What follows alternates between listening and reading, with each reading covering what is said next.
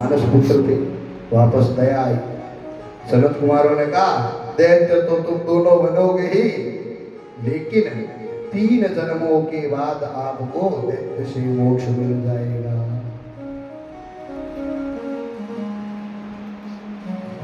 3 जन्मों के बाद आपको दैत्य से मोक्ष मिल जाएगा। साथ ही साथ सनत कुमारों ने मन में ग्लानि भी अनुभव की। क्या की? अरे ऋषि पुत्र होकर, ब्रह्मा पुत्र होकर हमने क्रोध किया। देखो क्रोध क्या चीज होती है।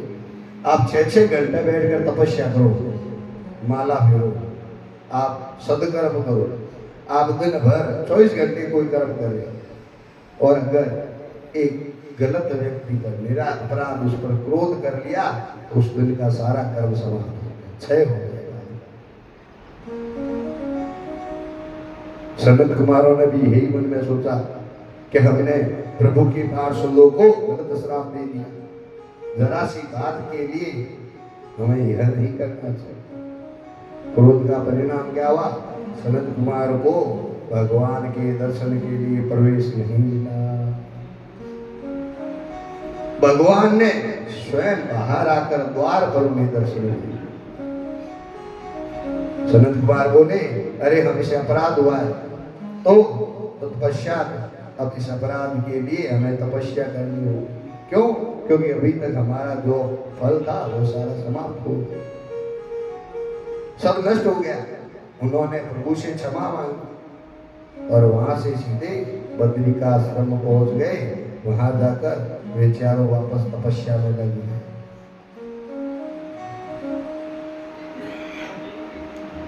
ये जो औरतें होती है ना, जो अपनी सांस की वजह से अपने छोटे छोटे बाल गोपालों को मारती, तो वे रोज का इस प्रकार का अपराध करती। गलती किसी की और भोगना कोई और।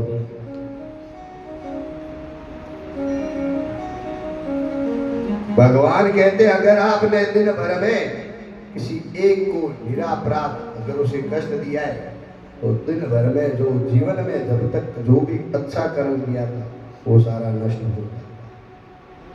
सनत कुमार चारों तपस्या करने निकल गए। अब वे दोनों पार्षद माता अदिति के गर्भ में बालक बनकर पैदा हुए। दोनों का जन्म हुआ।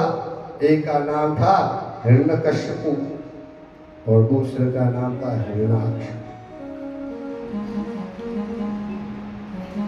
अब मैं आपको यहाँ पर स्पष्ट में बतला,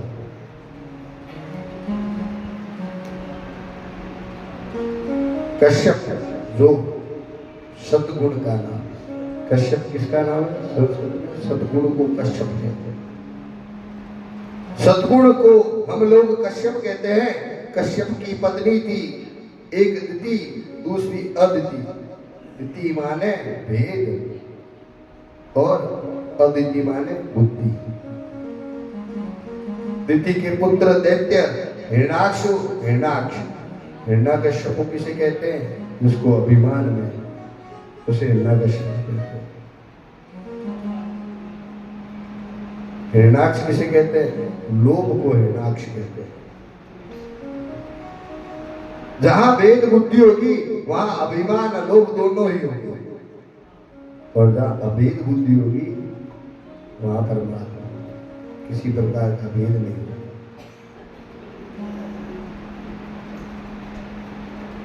अब धीरे धीरे देवताओं के सद्गुण प्रतीक माने जाते हैं। हिरण्याकश्यप बड़ा दुष्ट पैदा हुआ। अब पृथ्वी पर पड़ने का समय आने लग गया। पृथ्वी समुद्र में डूबने लगी। देवता लोग चिंतित होने, पृथ्वी को निकाल कर कौन? ब्रह्मा जी बैठे थे, कीर्तन करते करते ब्रह्मा जी को छींक आ गई। क्या आई? ब्रह्मा जी को छींक आ गई। उनकी नासिका से एक छोटा सा शुक्र उत्पन्न हुआ। शुक्र बालक निकला। वह समुद्र में डूबकर वहरा। भगवान ने अपने प्राचीन विज्ञान और इतना विचित्र के लोग आकाश में उड़ते, इधर उड़ते उड़ते नारद जी भी उधर हिरण्याक्ष आदि को देख रहे। अब हिरणाक्ष तो क्या था, पैदा होते ही बड़ा ही दुष्ट था, दिति का पुत्र था और श्रापित था कि तुम्हें दैत्य उत्पन्न होगी, हिरणाक्ष और हिरण्याकश्यप। हिरणाक्ष शुक्र रूप, हिरणाक्ष जैसे ही पैदा हुआ दुष्ट था और साथ ही साथ तप के कारण महाबलवान भी बन गया। अब जैसे ही उसे सबसे पहले नारद जी मिले, नारद ऋषि को देखा तो हिरणाक्ष ने कहा, करे ये वीणा लेके कौन जा रहा है, मेरे हाथों में खुजली हो रही है। वह जाकर नारद जी की वीणा को खोज लिया, बोले भैया क्या कीर्तन करते हो, कुछ लड़ना झगड़ना भी आता है क्या? हिरणाक्ष बोला कि मैं आपसे युद्ध करना चाहता हूं। नारद जी ने कहा भाई क्यों? बोले मेरे बाजू में खुजली आ रही है, मेरे हाथ में खुजली चल रही है और मेरे को कोई लड़ने वाला नहीं मिल रहा है। नारद ने कहा सुनो, मेरा काम तो लड़ना नहीं है, मेरे को तो ये वीणा आदि बजानी आती है। अगर तुम्हें युद्ध ही करना है और तुम्हें लड़ना ही है तो इस नदी की समुद्र में एक शुकर है। शुकर किसे कहते हैं? वह हरा भगवान, जो भगवान विष्णु के अवतार है। अरे एक शुकर है, वह बड़ा अच्छा योद्धा है, तुम जाकर उससे युद्ध करो, उसी को जाकर पकड़ लो, वो तुम्हारी खुजली ऐसे मिटाएगा कि फिर जीवन में कभी खुजली आएगी नहीं। हिरणाक्ष ने वारा भगवान को देखा और उसे छेड़ने लगा, उसे बार बार लड़ने के लिए ललकारने लगा। दोनों में विचित्र युद्ध छिड़ गया।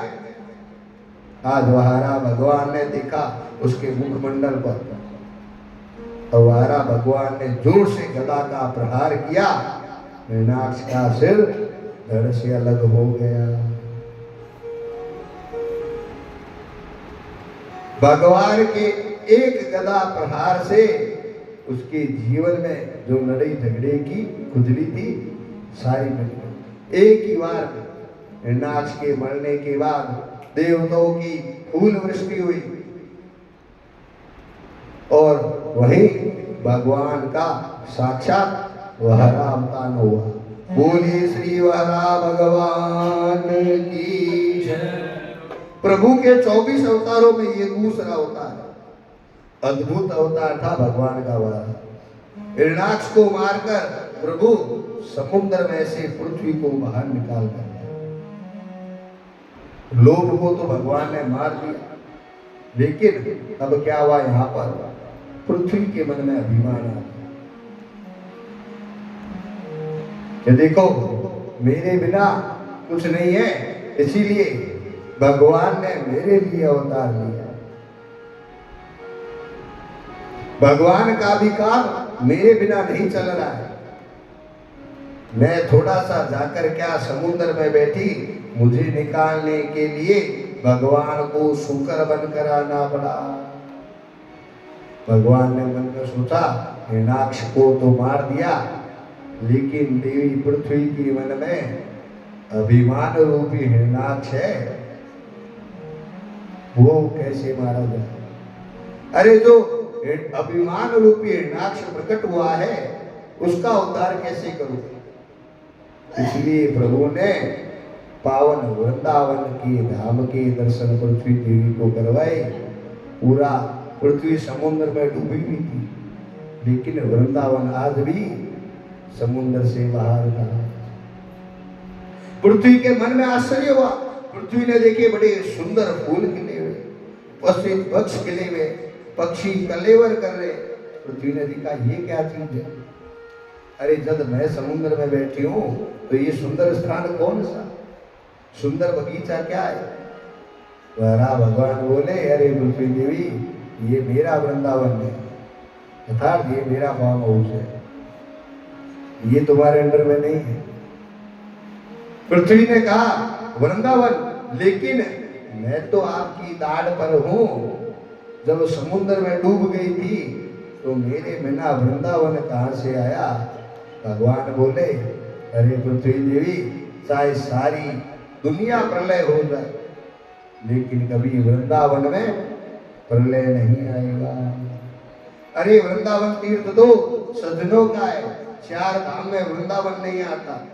तीर्थों का राजा प्रयागराज, तीर्थों के गुरु पुष्कर, इसलिए जितने भी तीर्थ है प्रयाग को भेंट देते हैं, लेकिन छोटा सा वृंदावन कभी प्रयागराज को भी भेंट नहीं देता। जिस प्रकार राजाओं को पहले क्या होता था, छोटे छोटे राजा सारे कर देते थे, उसी प्रकार तीर्थों में क्या बदलाया गया? चारों धामों का तीर्थों का राजा कौन है? प्रयागराज। और तीर्थों में सारे तीर्थों के गुरु कौन है? पुष्कर राज। लेकिन इन सबको सारे छोटे मोटे तीर्थ भेंट देते हैं, लेकिन छोटा सा वृंदावन कभी भेंट नहीं देना है। तीर्थराज प्रयागराज सब देवता भगवान के पास गए, बोले किस प्रकार हमें अपमानित हो रहे हैं, तीर्थों का राजा आपने क्यों बनाया? सभी कार्य आप मुझ पर कर देते, लेकिन छोटा सा वृंदावन का वह कभी नहीं देता।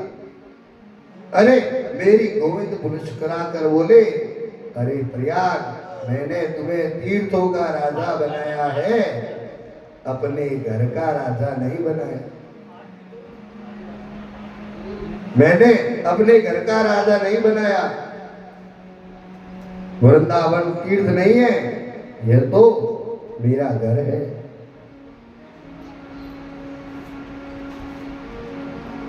अरे आप वृंदावन जाओ, अगर आप वृंदावन घूमने के लिए जाओगे तो वहां पर आप क्या देखोगे?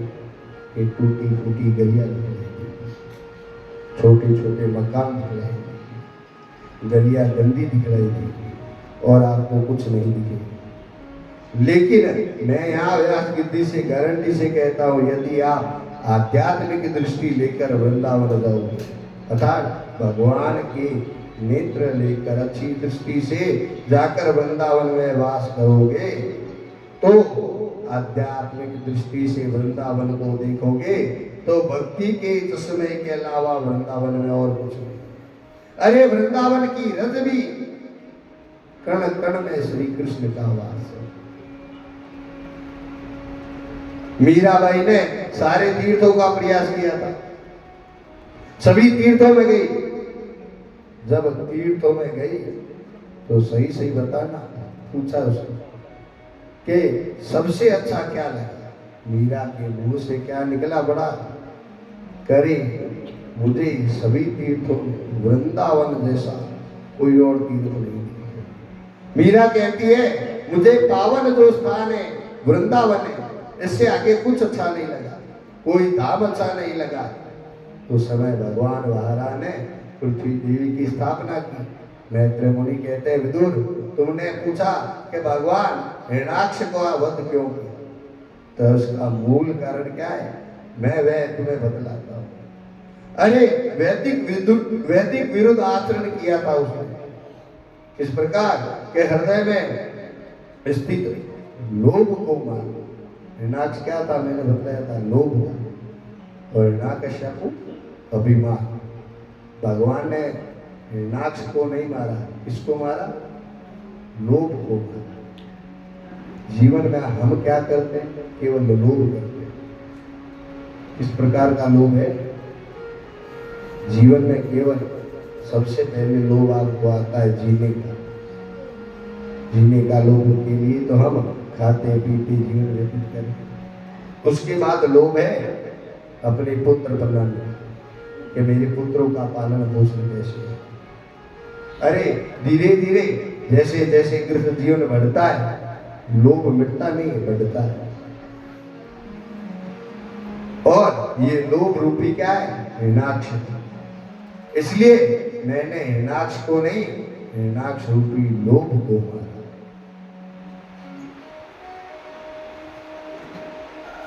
हिरण्याक्ष को तो मारना ही होगा। लोभ रूपी हिरण्याक्ष को मारने के लिए भगवान कपिल आए। पृथ्वी की स्थापना हुई, ब्रह्मा जी के जितने भी पुत्र थे सभी विरक्त हो गए। सनत कुमार ने तो पहले ही कह दिया था कि हम विवाह नहीं करेंगे। ब्रह्मा जी के एक पुत्र और थे जिनका नाम था कर्दम ऋषि। सजनों, कर्दम का अर्थ क्या है? उससे संधि विच्छेद करो तो पता चलेगा। कर्दम अर्थात कर्दम, जिसने अपनी इंद्रियों का दमन कर दिया वही कर्दम। जो जितेंद्रिय कर्दम अपने पिता ब्रह्मा से कहा मैं विवाह नहीं करूंगा, मुझे केवल भजन करना, घर नहीं जाना, वे वन में चले गए। ब्रह्मा ने कहा बेटा कभी कभी हमें वैराग्य की बातें तो बड़ी बड़ी करते, परंतु वैराग्य के मार्ग पर चलने पर कठिनाइयां बड़ी आती है। देखो, आप एक चीज देखो, नदी के अंदर मछली अगर नदी की धार के साथ चलती रहे तो बड़ी सरल है, अगर वह धार के विरुद्ध चलेगी तो उसे बड़ा मुश्किल हो जाएगा। इसी प्रकार अगर आप वैराग्य के मार्ग पर चलोगे तो जीवन बड़ा कठिन हो जाएगा। इसलिए संत का चरित्र है, संत जीवन में ज्यादा उसी का सफल है जो पहले ग्रस्त रह चुका हो, जिसने ग्रस्त जीवन भोग लिया। शास्त्र कहते हैं सबसे पहला आश्रम किसा? ब्रह्मचारी की बातें तो सब बड़ी बड़ी करते हैं, लेकिन उससे पहले गृहस्थ आश्रम देखो, उसके बाद साधु जीवन व्यतीत करो। लेकिन परमात्मा की विशेष कृपा जिस पर हो जाए वही बचपन से ब्रह्मचारी हो सकता है। कर्दम जी वन में गए, वहां जाकर तपस्या की, तपस्या करते करते बूढ़े होने लगे, वृद्ध हो गए। कर्दम के मन में विचार आया, दुनिया के लोग विवाह करते हैं, अपनी पत्नी के साथ विहार करते हैं। पिताजी ने बाल्य अवस्था में कहा भी था कि देखो वैराग्य केवल मन में आता है, और जब एक बार आता है वैराग्य तो कुछ करते हो, लेकिन जैसे ही वैराग्य खत्म होगा तो वापस जीवन दिखलाई देने लगे। अरे पिताजी ने कहा था मैं अब ये जंगल में अकेला पड़ा हूं, फिर मन में सोचा मैं भी विवाह करूंगा, किसी परम सुंदरी नारी से हमारा भी विवाह होगा। कर्दम ने मन में ऐसा संकल्प लिया, भगवान मुस्कुराए।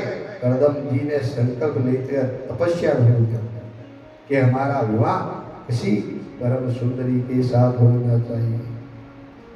अब यहाँ पर प्रभु सोच रहे हैं कि कोई तपस्या करता है मुक्ति पाने के लिए, तो कोई तपस्या करता है भक्ति पाने के लिए। ये पहले ऋषि महात्मा है जो पत्नी पाने के लिए तपस्या करते।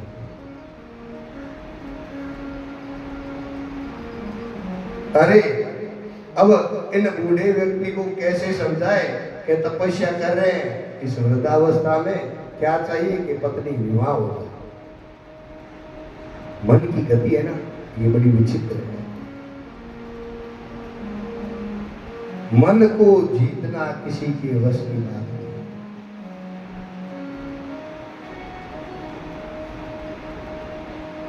विश्वामित्र था जिसने 60,000 वर्षों तक तपस्या की।